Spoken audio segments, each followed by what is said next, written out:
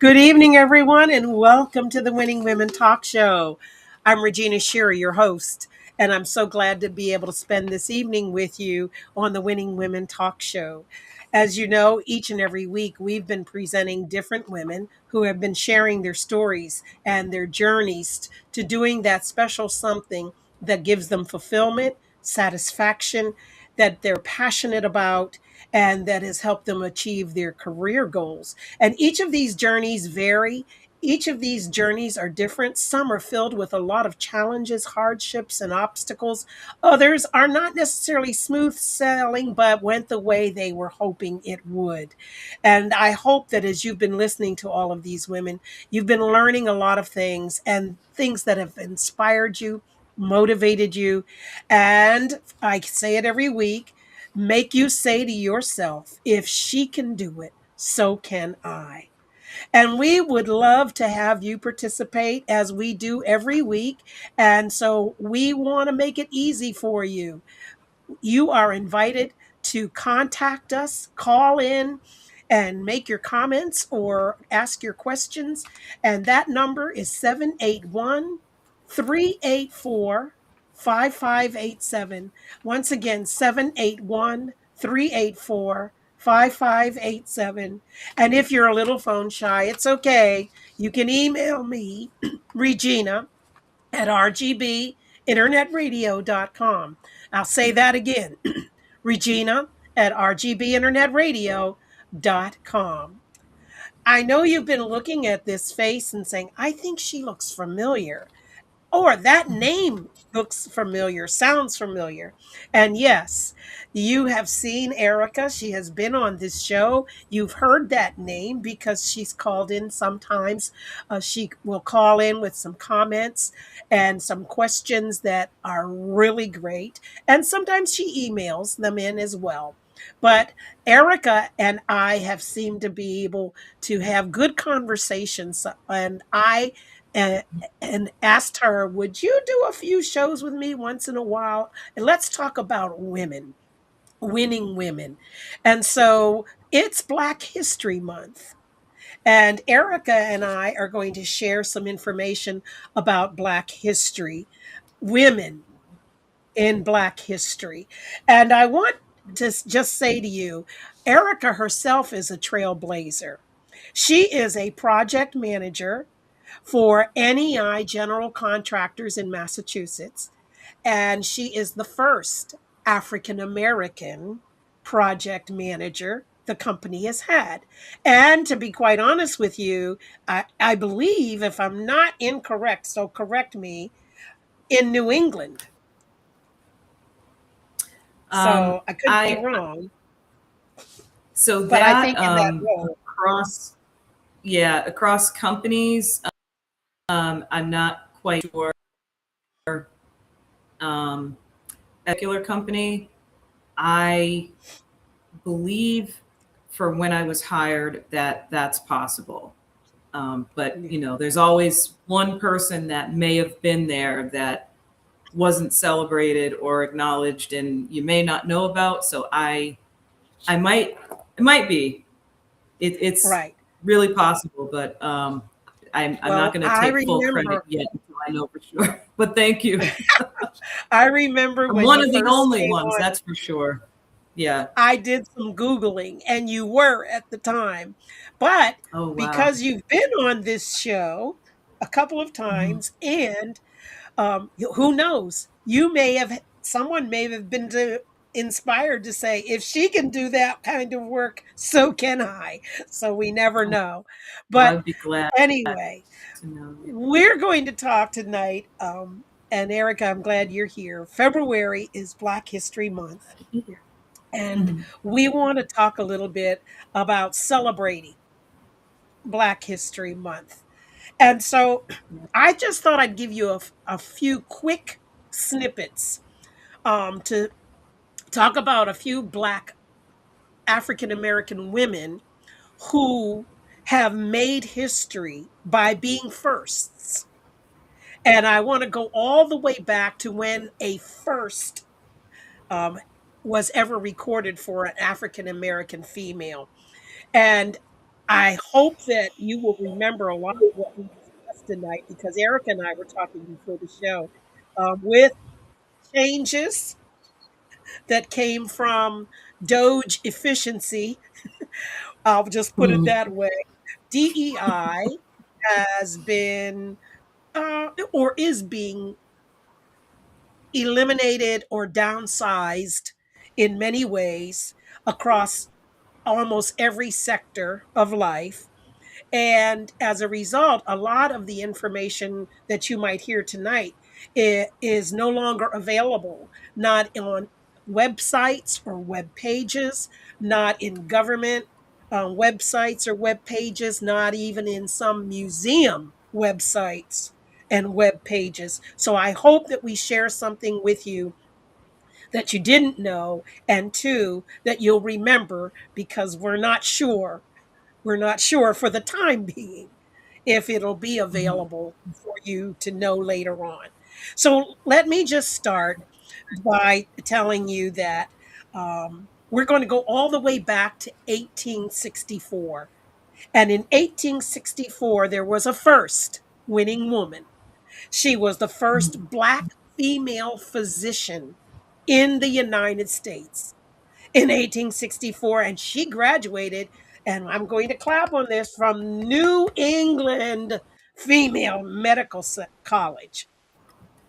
Her name was Yeah. Lee Crumpler. And so that's a first. Martha Jones, who is from Virginia, is believed to be the first Black woman to receive a United States patent for improvement to the cornhusker sheller. And that was in 1868. She made an invention that made it possible to husk, shell, cut up, and separate husks from corn all in one operation. And I thought about that Impressive. because when I've had some corn, I'm still pulling the little hairs out of it. So it's just like, wow, Mhm. where was that that invention? So that's a Right. first. Edmonia Lewis was the first African American sculptor who was African American and Native American who achieved international recognition because in 1877, former US President Ulysses S. Grant commissioned her to do his portrait. You know, There's a that's first. just amazing. It really is. We I haven't heard that before. To me, that wasn't common knowledge, and you would think that they wouldn't allow that. Not that that was right. They weren't seen as capable to do those sorts of things, you know. Yes. And some of the other goals that not goals achievements that you mentioned happened like right before slavery ended or right after. Yeah. That's what makes it so amazing, right? Yeah. It's just So amazing. that they had the Yeah. wherewithal. And it wasn't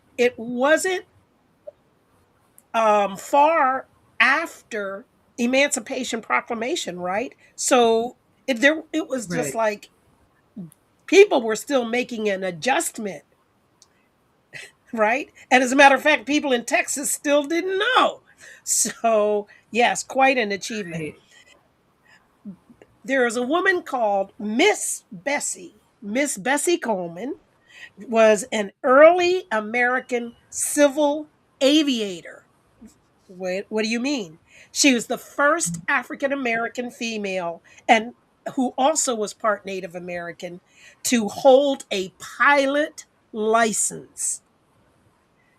Earned that license from the Fédération Aéronautique and that Internationale on January 15th, 1921. She is also the first Black person, period, male, female, whatever, to earn an international pilot's license. So you could tell from the name that she earned that license in France. And Yeah. interestingly, she got all of that recognition, and in 1921 and died in a plane crash as a passenger at the age of Oh, 34, 2 years later. Amazing. Hattie McDaniel may be a name that many of you know who are a little more mature in your years because in 1939, Hattie McDaniel won Best Supporting Actress Oscar for her role as Mammy in Gone with the Wind. mm, First African American for female for her role in Gone with the Wind. In 1946, Hattie Peterson is the first African American woman to get a bachelor's degree in engineering from Howard University. Alice Coachman was the first Black female to win a gold medal, and Erica's going to be touching on some of this later on, a gold medal for the USA in the 1948 Olympics in London for the high jump. And not only that, but wow. she received her medal from King George VI. That makes it a double bonus. Mm, In 1965, Reverend Dr. Pauli Murray would become the first African American to receive a Juris Doctorate from Yale Law School.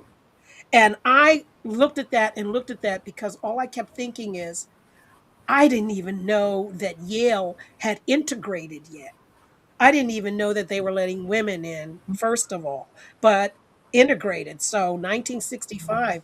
And then, and that's not all, she also became the first African American woman to be ordained as an Episcopal priest, the first. And wow. Patricia Roberts Harris is the first African American female who was the American ambassador to Luxembourg in the 1970s. And then she's also served as a corporate attorney until Jimmy Carter.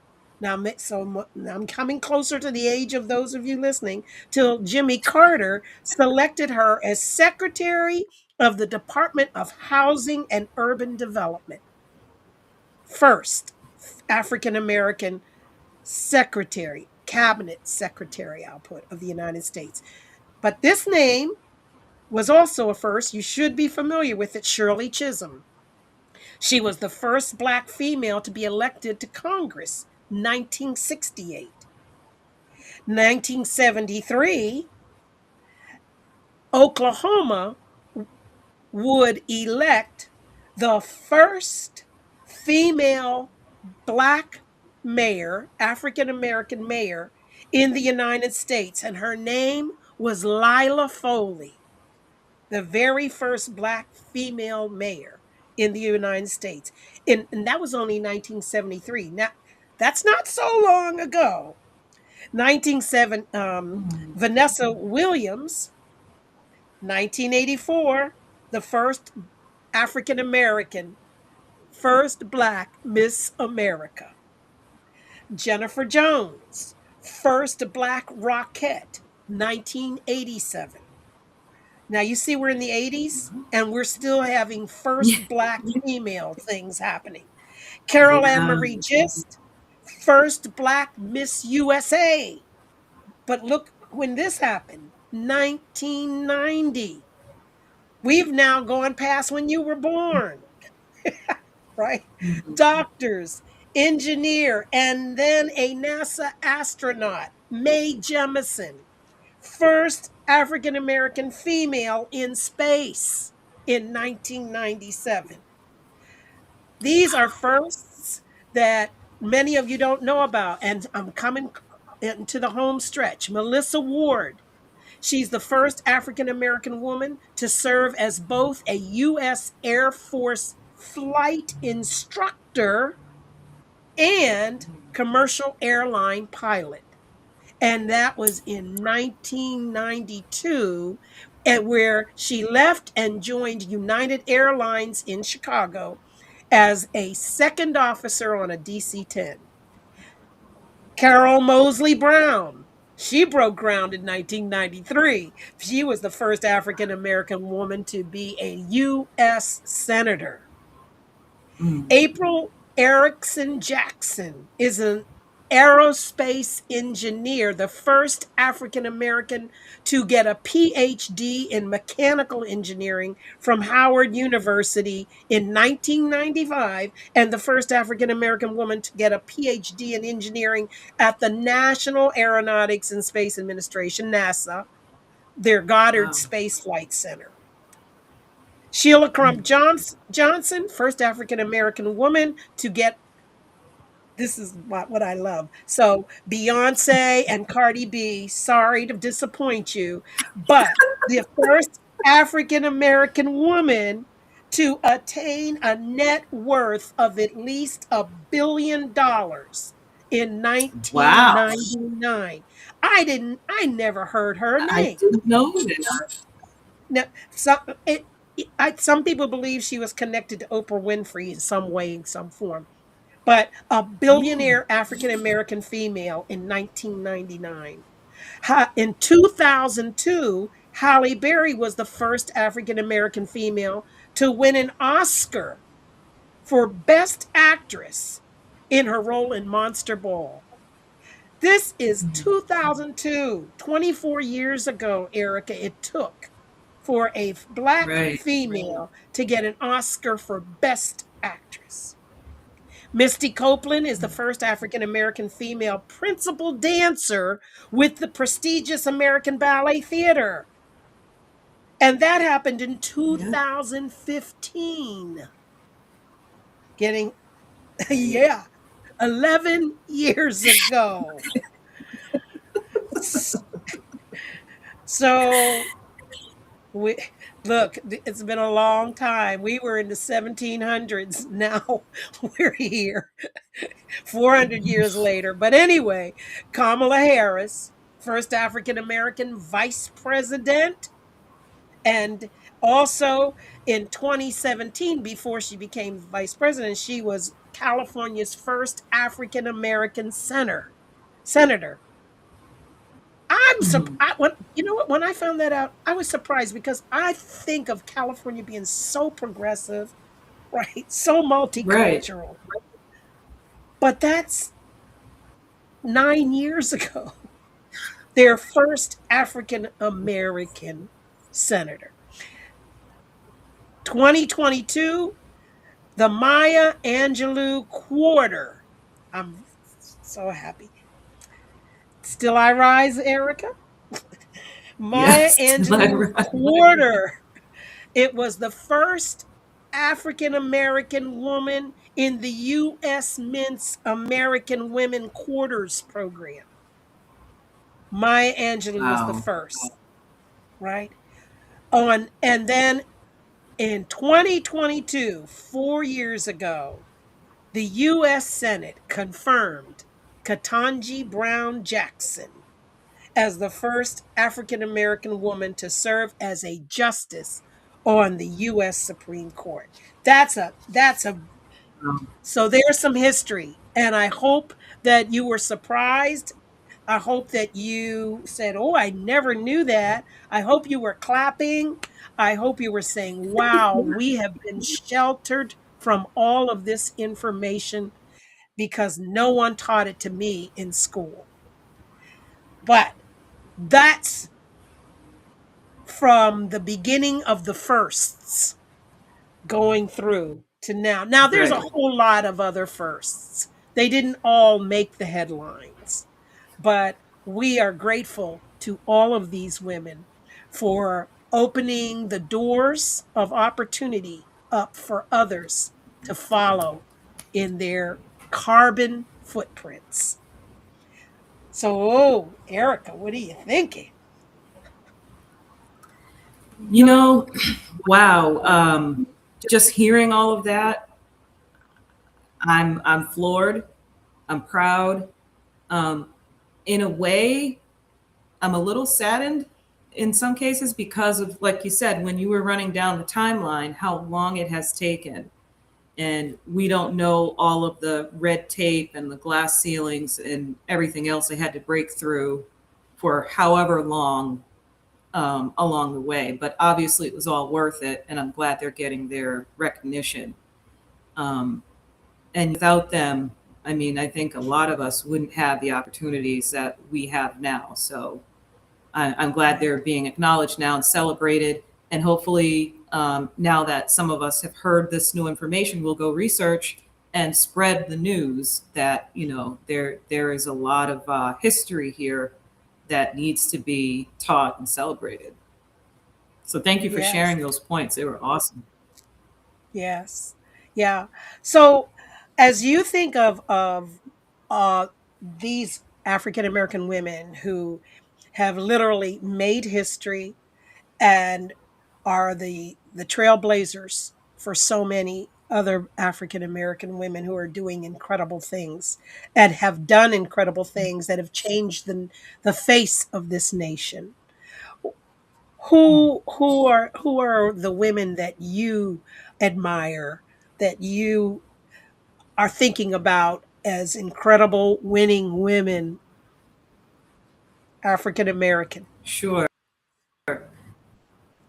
So I brought a few to the table for tonight, and this in no way can encompass everyone who's out there, obviously, and it's not to take any shine away from anyone who deserves it. But some of these are major people that have been in the headlines, and all of us can understand why they're being highlighted. So the first, I don't think we should be so surprised about, would be Michelle Obama.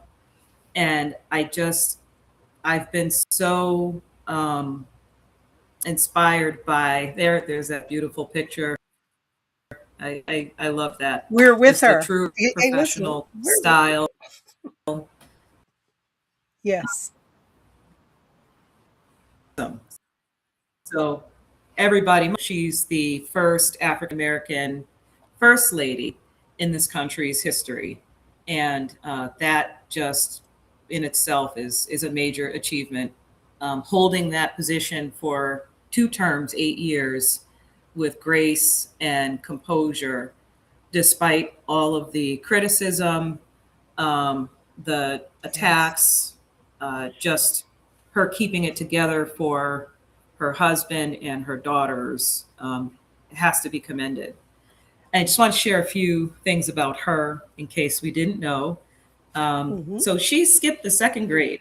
She was a very smart young lady then and graduated as salutatorian of her high school. Okay. And I guess that doesn't come as a surprise because she went on to Princeton. She followed her older Right. brother to Princeton. She majored in sociology and African American studies, which I didn't know. For some reason, I was thinking she was always on the law path, but she actually majored with these two subjects first, which is great. It makes her more well rounded than I realized. Maybe that's why she can do so much.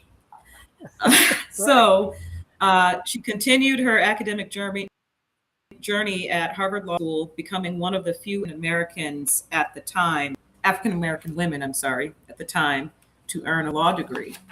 So that Hmm. obviously, is inspiring.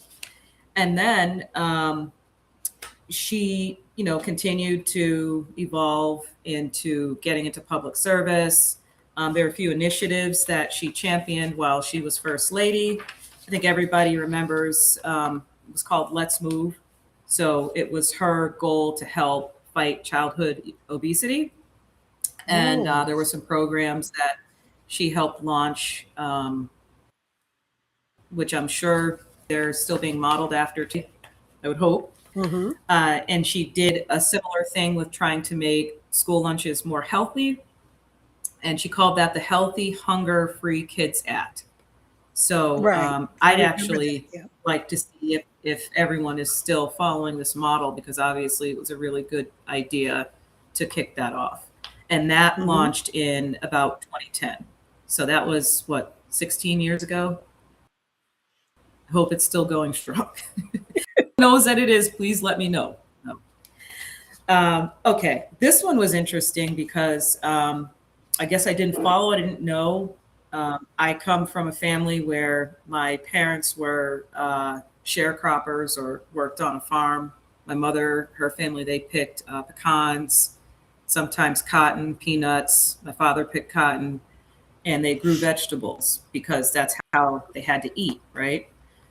So Michelle introduced a vegetable garden on the White House South lawn, okay?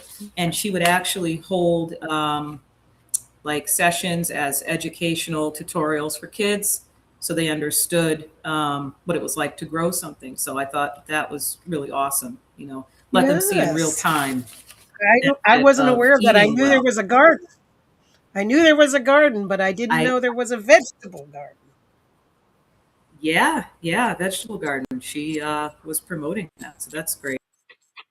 She was also an advocate for and addressed employment, education, and wellness for the service members, veterans, and their families.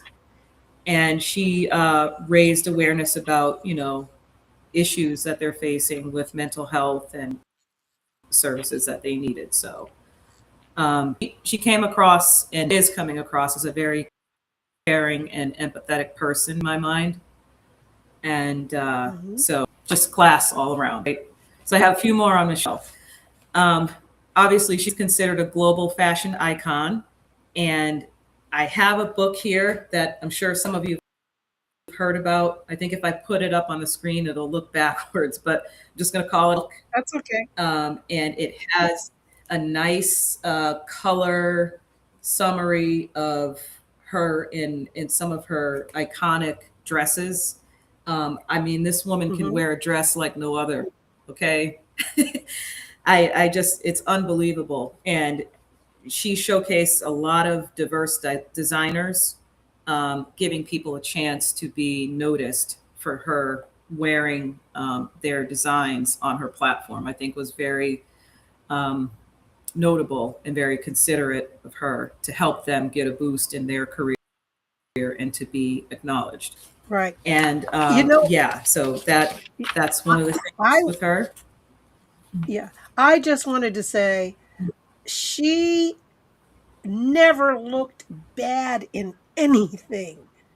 Even t-shirt and No, jeans. I remember seeing a picture of her and the girls and her husband out in Oaks Bluff, down in Martha's Vineyard, down there where they like to go. And all I thought is, does she ever look bad? Does she? I don't think so. I don't think no, so.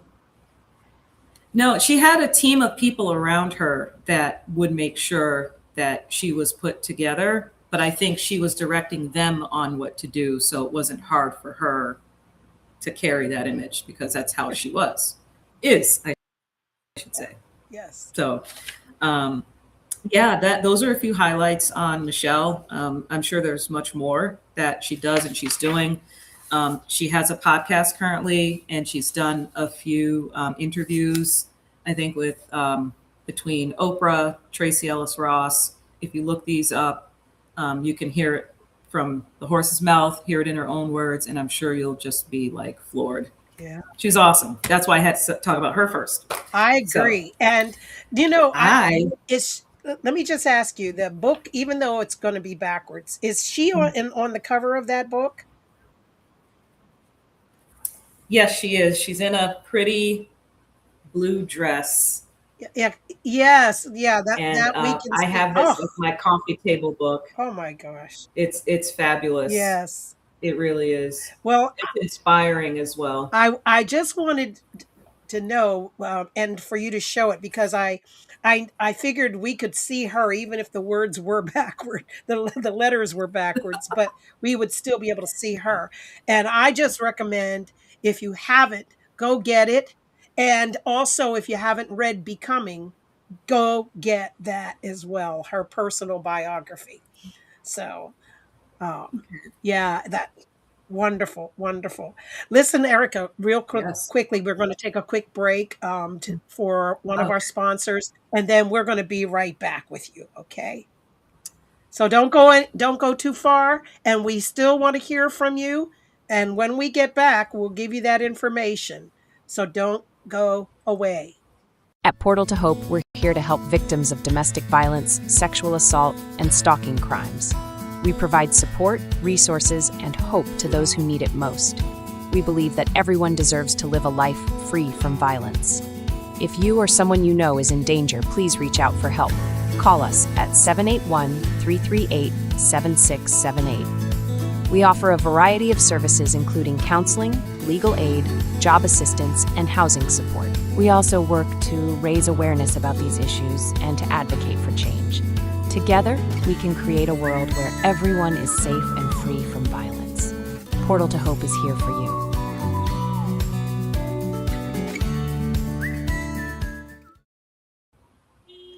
And we are back. Eh, So I hear a car horn. Do you? It could be me. Could be. Do you hear any I noise, do. Erica? I think A it's a little bit, car yeah. horn. Yeah. Okay. Well, I just want to say that there are a lot of women, African American women, that are impressive to me. But I'm so glad you chose to say something about Michelle Obama because I really can't find anything that I don't like about her. She's articulate, Right. she's poised, she's graceful, and she's gracious. She Yeah. she certainly set a fashion trend for any first lady in the White House. And I'm sorry, but Yeah. the one that was a model who's in there now can't even begin to compare. And Not the same, no. it's not the same, but and she was in multiple roles as first lady, still a wife, still a mother, caring about her children, her daughters. You can tell she's protective, but she's supportive, and so it's almost like she's the Cinderella of the White House, because she came from she came from a solid family, but they weren't filthy rich or anything. And to see her have this opportunity to reveal who she is to a world that literally fell in love with this woman. And so I Right. appreciate that you chose her. I think Yeah, she's such a wonderful example. She'll go down in history, exactly. in herstory. Of course. Look. I just want to say Good for something her. quickly about this one. So I'm going back. So Erica's dealing with the now, and I'm dealing with the then. There is a woman. Hmm. Some of you may know the name. Her name is Madam C.J. Walker, and I admire this woman because she is the first African American businesswoman and philanthropist, right? Who was a millionaire. She was one of the first African American millionaires. Women, women, not just African Americans, but female millionaires in the United States when her time came. And what is she known for? She changed the world of hair care, Mhm. hairstyling, hair products for African American women in the United States. And and she has very humble background. I didn't know this, Erica, but she actually was orphaned at the age of 8 and ended up moving to St. Louis. She was orphaned at 8, and then I guess she had a um brother in law or someone who was a family member who was abusive wherever she went to stay, whatever family member took her in. She had, I guess it was her Mhm. sister. She had a cruel brother-in-law, and so she left and she married a guy, oh, at 14. right? Oh, wow. And this guy's Mm. brother was abusive to her. So she left at the age of 20 and went to St. Louis to live with her older brothers who were barbers. And that she worked with her barber brothers, right? And somewhere along the line, she realized that hair care, because I guess at the time there were a lot of scalp diseases and issues that African Americans were having. And it could have been a whole lot of things. It could have been going from creek water to pipe water, right? In these big cities. It could have been chemicals that were being used, whatever. And it disturbed her. So she decided that she was going to experiment, and in night and she did, and she started coming up with things to make her hair and her friend's hair a little softer and shinier. But in 1905 she went to work for a pharmacist, and he started teaching her about chemical combinations, and she took advantage of that time and started creating ointments. And one of the ointments got rid of dandruff, not just for African Americans, but in general. And then she worked on ointments for Wow. hygiene care because a lot of issues were going on with hygiene. But when Mm. she got married in 1906, that she had a husband that really supported her, and suddenly he let her do her thing, and she started um what was later known as the Walker method and the Walker system of beauty culture. And that's when they started her calling her Madam CJ Walker, because what she did with women's hair was beyond anything anyone had seen. So, long and short of it is, she kept doing this, and then she went from one salon to two salons and a few others. And then she figured, I can't keep track of all this. What I'll do is I'm going to sell my products. But what I'll do is I'll let these women Mm. that are coming in have an Mm. opportunity to make money, to bring some income into their lives by selling my products to their friends. So she actually was the first Mary Kay, I guess. She she just Sounds like yep, yeah. And she opened the her daughter's name was Lila, and she opened a beauty school. And she decided to let that become a chain instead. But the beauty school promoted her products, and she became international. People who were here and went back to France or London or wherever, they talked about these products. So she she started making more money than she could handle. She didn't live a long time, but she gave that money to good causes. She supported the NAACP. She supported the YMCA for African American mm. young men, right? She supported Black colleges, boarding schools, and orphanages, retirement homes, and veterans homes. She gave her money to Wow. them. And she was in her 40s when she died, but she was a millionaire philanthropist and businesswoman. And she made the money by having other people promote the product. Smart woman. I never knew that. I did not ever learn that. I mean, I Without knew an the education. overall story. Yep. Mhm. Wow. And she didn't have the benefit of going to this college or that school or hair school, none of that. Yep. So I had to say that because when I look at all the different things for African American women in particular, the different ways that we can take care of our hair, we Mm. owe all of that to her. Yes, definitely. Even when we Definitely. wear it natural. Exactly.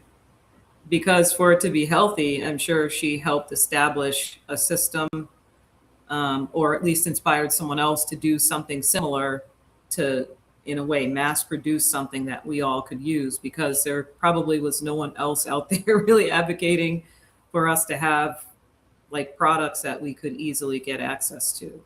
Yeah, absolutely. Can you imagine? She was So awesome. I just wanted to share that because I'm amazed at it. I'm just amazed.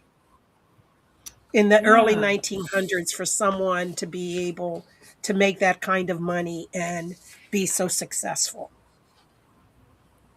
Yeah. I mean, people are still looking for $1 million today. Yep. It may So not I'm take you going as to far, but it's a good amount of money. so I'm going Mm. to turn the rest of this over to you because I know that you have been paying attention to some things going on in the last recently. So go ahead. Who's the next person you want to talk about? I've covered So, mine. actually, yeah, and thank you, because it was awesome and definitely stuff I didn't know and that we all needed to hear. So, um, similar to what you're just talking about, Lee. So, Ketanji Brown Jackson, who you mentioned in summary, was the first Black woman, and she does have Jamaican roots too. So, I want to shout that out. And the third African American overall to serve on the court as a Supreme Court justice. I'm sorry, let me take that back. Third African American overall to serve on the court, but the only Black woman that has become a Supreme Court justice. And her Right. full name is Ketanji Onyeka Brown Jackson. And she has said that her name is an African name that means lovely one. So her parents, who were Oh. both HBCU professors, thought it meaningful to give her that name. So, and because her parents were both professors, I'm sure that that really pushed her towards making sure she was educated and went far with that education. She did also attend Harvard University, same as Michelle Obama. I don't think the time frames were similar, but I wonder if they ran into each other or when they talk to each other, if they have similar stories about their Mm. experience. Um, so in 1992 from Harvard, she earned a bachelor's degree in government.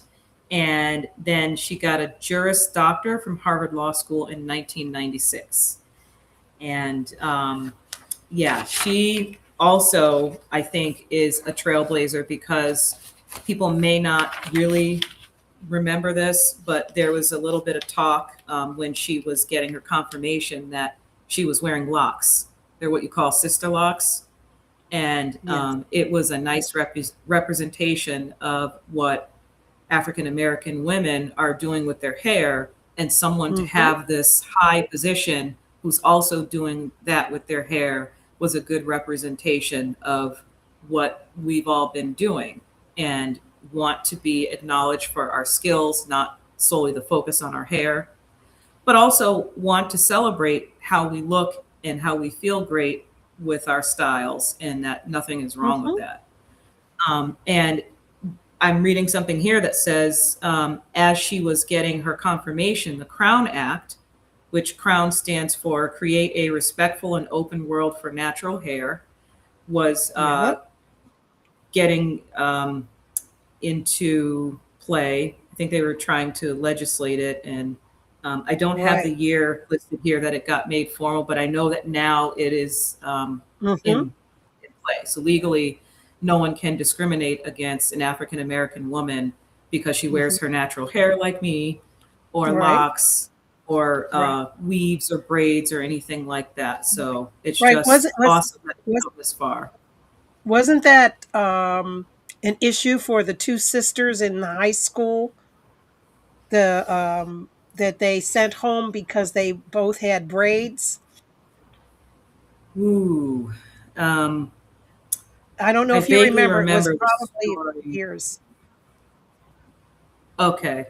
Well, hopefully the Crown Act vindicates them and they shouldn't have to worry about it. None of us should to worry about it. So she helped bring exposure for that. And I also want to mention, just on the side of this, Congresswoman Ayanna Pressley, who's one of the Massachusetts congresswomen. She, I think, was a co-sponsor on the Crown Act because she was battling or is battling with alopecia. And if you know Mm-hmm. Ayanna Pressley, you know that the alopecia caused her to lose all of her hair. And I think at some point someone was expecting that she was going to wear wigs or weaves to cover that, and she just said, "No, I just want to be myself." And I think she celebrates who she is and how to herself and the crown. Just a little bit about Tangi. Yeah, that's Now great. I want to move on to sports. Oh, I'm Okay. sorry. Okay. So this next one is amazing to me because um, she's so fast. She's a sprinter, but she's only 5'1" like me, right? And I did track in high school, and I was a sprinter, but not 100 meters. You know how hard it is for short legs to catch up to someone who has long legs for 100 meters. I could do the Yeah. 400, the 800, and be okay with a good time. But it just amazes me that this woman that I'm going to mention is 5'1" and 119 pounds, and she's one of the fastest runners in the world. So, Sha'Carri Yes. Richardson, I'm sure you've all heard of her. She's got a very unique style. She's bold. She's not afraid of it. The fact that she can get out of a starting block with those nails on, I'm telling you, I I don't know. even know how she does it. But it doesn't stop her. That's what's so amazing about it. It doesn't matter how she does her hair, how her nails are. It just doesn't matter. She has so much determination. So I'm just gonna mention a few facts about her. So in 2019, at 19 years old, she broke the one collegiate record at the NCAA Division I championships. And that made her one of the 10 fastest women in history. This 5'1" young woman, okay, 119 pounds. She ran in April 2021 a personal best of 10.72 seconds, becoming the sixth fastest woman of all time and the fourth fastest American woman in history. Wow. And then she was what? She was 19 in 2019. Three years later, she's 20, 22. Just Mm-hmm. amazing. And then in 2024, she defended her U.S. national champion title in the 100-meter sprint by winning it and beating her 10.72 time at 10.71 seconds. So she beat her own time and beat everybody else. It's amazing, you know? And so she's known as one of the fastest female sprinters in the world. And Mm-hmm. I just wanted to mention this because they did ask her how she feels she fits into Black history. And in her words, she says, "We are Black all the time. We are not just Black in February. Representation to me, being a Black woman, I have a great responsibility to uphold the position that I have when it comes to individuals that look like me." And I just also want to say, because I know she's gotten heat sometimes for some things she's done and said, she says later, going responsibility and honor that I'm a part as well to represent. I think I've got that quoted wrong. Anyway, the gist of it is anytime I see anybody, I always tell them when they say they want to be like me, I want you to be better. So I just thought that that was a humble thing for her to say. And she did also mention that her aunt and her grandmother who raised her, because I think she was they were strong figures in her life and helped her to get through some of the challenges that she had, and she leaned on their strength to get to where she is.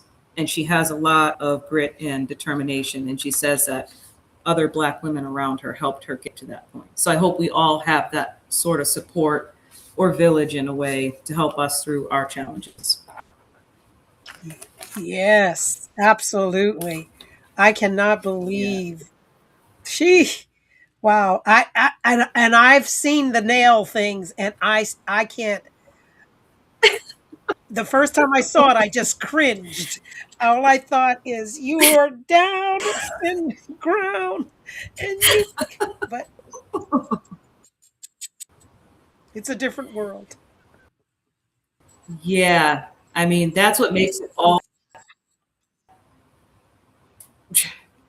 right with nails like that. I would never try. I mean, I know that I couldn't do my job efficiently, but she's got a different type of job, but she makes sure that she Yeah, does it well, you know? yeah, So, yeah, um, yeah. I okay. love it. I love it. I love it. So, we have enough time. I just Yeah. want to highlight some of the Olympic athletes now that we're in the Winter Olympics that Hmm. have been trailblazing and representing Black Americans in the Olympics in ways we never would have seen, even 20 years ago, right? I read this stuff and I didn't even realize that this was happening. Like I think Hmm. winter and Black people, and I'm like, we're not doing those sports, are we? But we Yes, we are. So are. I want to give these women credit. Um, yeah. So the U.S. Bobsled team is a team of a few young women that have really made some strides. So there's a nice picture of them. They all look really strong, and they have just been doing a lot to keep themselves up to speed with competing. And it's just something that I just didn't really know that many women were doing, never mind women of color. So I do want to mention Elena Myers Taylor, who's the one in the middle with the blue shoes. She Hmm. won her sixth Olympic medal and first ever gold with a win in the women's monobob at Milano Cortina. So, Mm. and this particular woman, Elena Myers Taylor, has won more medal athlete in Winter Olympic history. And she's 41 years old, mom of two. I just am like, wow, Wow. you know, Yes. powerful, powerful women. And I think I've envisioned what it takes to lead that sled down the track. I think you have to have a lot of upper body strength and you need a lot of power behind you. So look at their legs. You can tell that they've been practicing. So yeah, good for them. There's also not pictured here, but Erin Jackson. She's from Ocala, Florida, and is a time Olympian and was the first Black woman to win an individual Winter Olympic gold medal.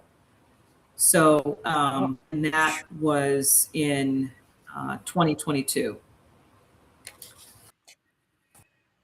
Wow. That is impressive. And she's pictured here. Yeah, yeah. I didn't realize that women were dominating in this sport, but I'm so glad that they're being highlighted here like this in this photo for their efforts. It's awesome. Also, Keisha Love, she's from Utah, competed in the 2022 Winter Olympics and is the reigning, or was before Elena, I think, was the reigning monobob world champion. And Keisha Love, who's pictured second from the center left, she was the first Mhm. Black woman to hold that title then. So Wow. this is amazing. And I have one other person who I'm not sure if we have a photo to display, but her name is Layla Edwards, and she's from Cleveland Heights, Ohio, and she will be the first Black woman on the U.S. Women's Olympic hockey team. Yeah. That floored Wow. me. I I've never There's met no a Black boundaries woman who anymore. plays. There are no boundaries. No, I mean, and good for her. it's nice to get Yes. acknowledged for doing something that no one's ever done and having the courage to do it, Yes. because I'm sure that it Yes. wasn't always easy. Yes. And I want to thank you for highlighting, especially individuals that most of our viewers internationally and nationally have some familiarity with, in terms of their names. Maybe not in the Olympics as much, but if everybody's watching, they've seen these individuals. So, wow. Right. And we have only 2 minutes left, but I just want to say, and if you haven't seen the movie, you need to watch 6888, which is about a black all-female World War II unit that finally got a congressional medal 80 years after they made history, dealing with 70 million pieces of mail to be delivered to about 7 million soldiers all across the world. And they did it in less than 6 months, in about 3.5, almost 4 months, with a system they created. Go see the movie. If it's not playing in a theater, Google it. It's on, you can watch it on the YouTube channel. You'll find it. It is worth every minute. Thank you, Erica, for spending time with us tonight on the Winning Women You. Talk Show. It was wonderful. I appreciate all your comments and the great information you shared with us tonight. And we appreciate all of you who watched and listened tonight. And next week, we will have another winning woman on the show, but you just had the opportunity to hear a winning woman sharing information about African American women during this Black History Month. Thank you for being with us. Have a great evening. Erica, do you want to say goodbye? Thanks everyone for listening and watching, and I hope you get to commemorate your special woman on Black History Month, and any pioneers. Right. So, again, thank you. Have a great week. And don't forget,